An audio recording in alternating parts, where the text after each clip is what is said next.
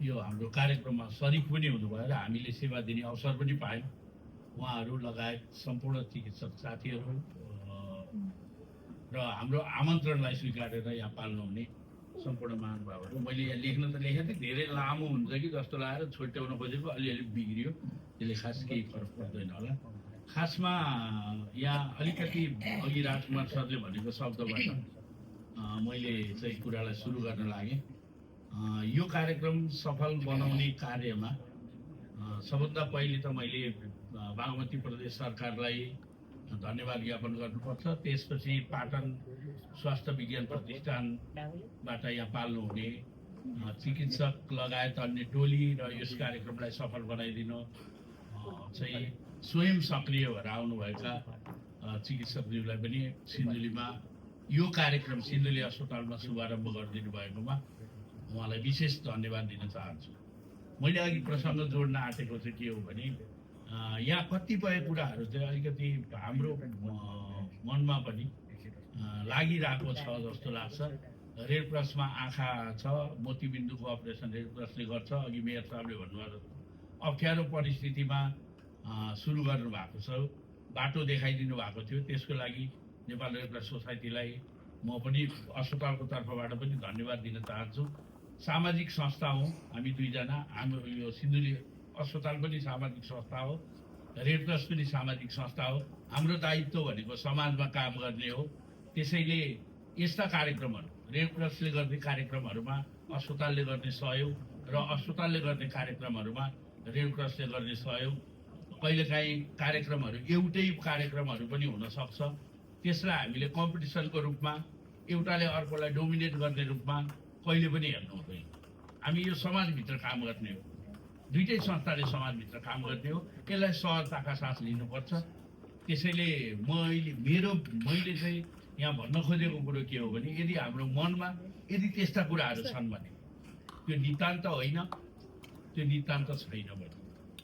त्यसैले यो संस्थामा अघि नै राजकुमार सरले भन्नुभयो हामीसँग प्रदेश सरकारले हामीलाई कोअपरेसन गरेको छ, मेन पावर उपलब्ध गराइदिएको छ, उपकरणहरू उपलब्ध गराउने चाहिँ आश्वासन हामीले प्राप्त गरेका छौँ। अहिले मेयर साहबले पनि भन्नुभयो साझेदारीको लागि अगाडि चाहिँ आँखाको साझेदारी गरेर कमलाबाई नगरपालिका तयार छ भने यस जिल्लाका मानिसहरूले सेवा पाउने रूपमा चाहिँ सिन्धुली अस्पतालले हामीले यो कार्यक्रमलाई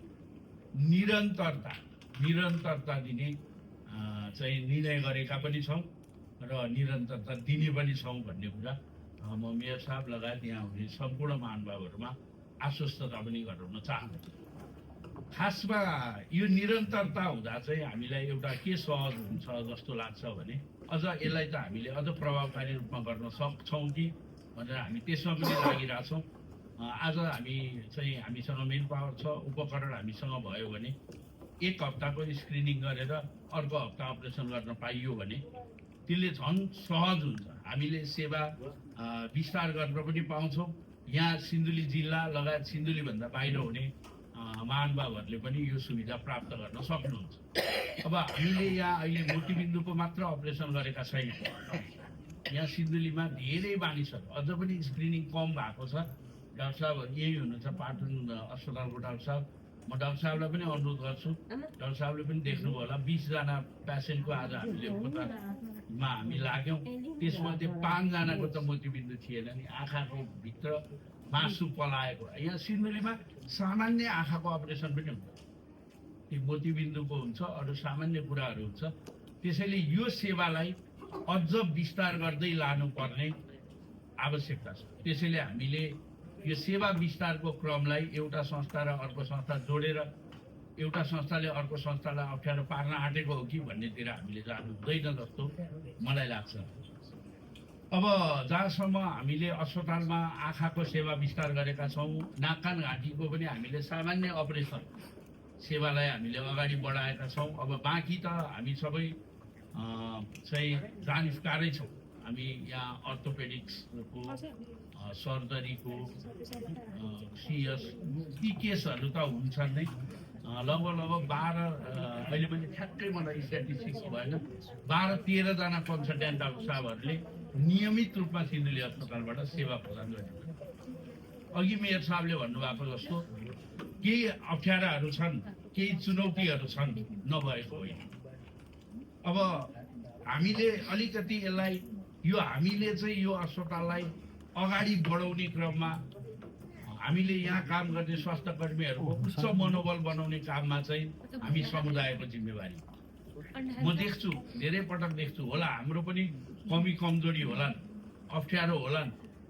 म अहिले तपाईँहरूलाई यहाँ कस्तो केसम्म हुन्छ भने हामी हतोत्साहित बनाउने काम, एउटा सामान्य कुरामा पनि यो अस्पतालले दिएका सेवाहरू, यहाँका मेन पावरहरूलाई अलिकति हतोत्साहित गर्ने काममा चाहिँ हामी अलिक बढ्ता अग्रसर भएका छौँ कि भन्ने पनि मलाई लागिरहेको छ।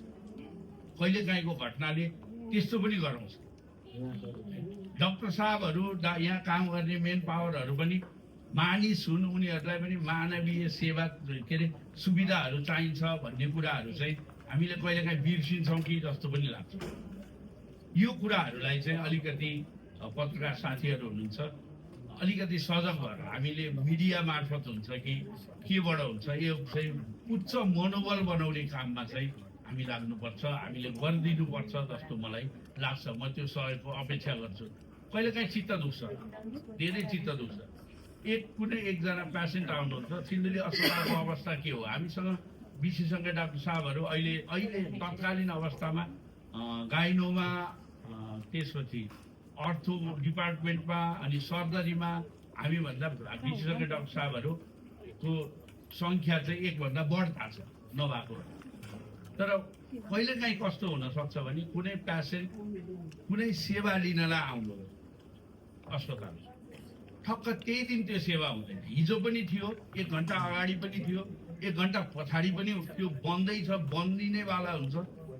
1 घन्टाको बिचमा उहाँलाई सेवा दिन सकिएन भने उहाँले चाहिँ मिडियावादी गरिदिनुहुन्छ, त्यसलाई प्रचारवादी गरिदिनुहुन्छ। सिन्धुली अस्पताल लथालिङ्ग केही पनि सेवा छैन।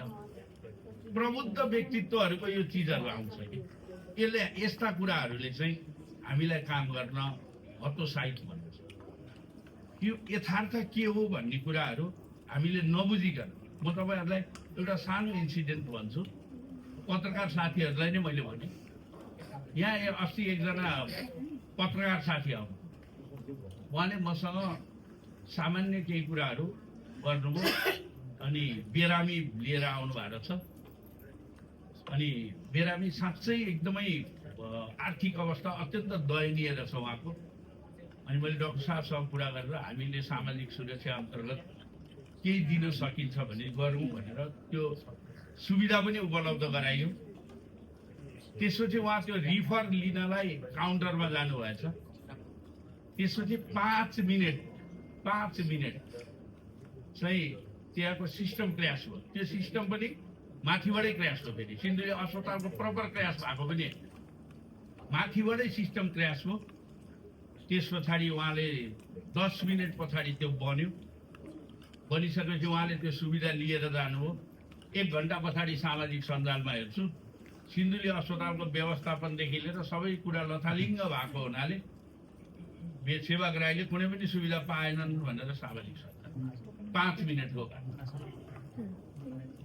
यस्ता कुराहरूले चाहिँ काम गर्ने जनशक्तिलाई अलिकति हतोत्साहित गर्नुहुन्छ। त्यसैले अहिले हामीसँग